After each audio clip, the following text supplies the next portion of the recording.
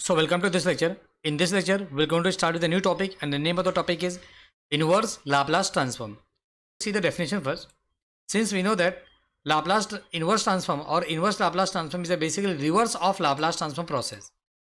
Basically, with the help of inverse Laplace transform, here we convert the frequency domain function into a time domain function, and the mathematically it can be represented as it is denoted by Laplace inverse, right? So Laplace inverse of capital F of s is nothing but small f of t.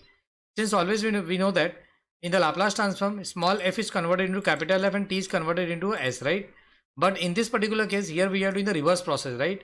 In this particular case, here capital F is converted into small f and s is converted into t, where s is stand for the frequency and t stand for the time. So basically, this is the role of inverse Laplace transform. Now, see some of the formulas also.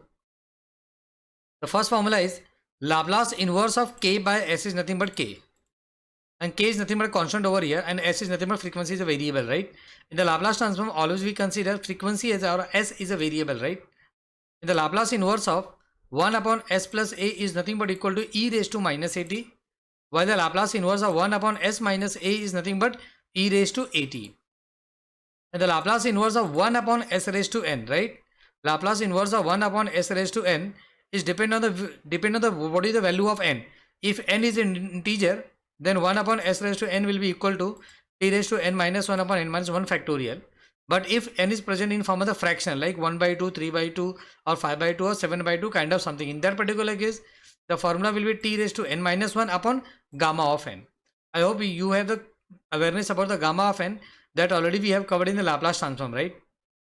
So another formula is Laplace inverse of s upon s square plus of a square is nothing but cos of at, right?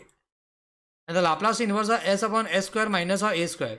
At the place of plus, if we have the minus and everything is same, right? So in that particular case, here we let cos hyperbolic.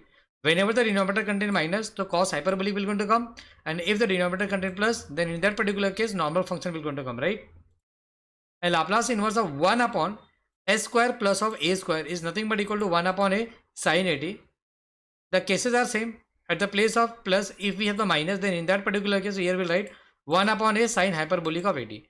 So these all are the basically formula of inverse Laplace transform, right?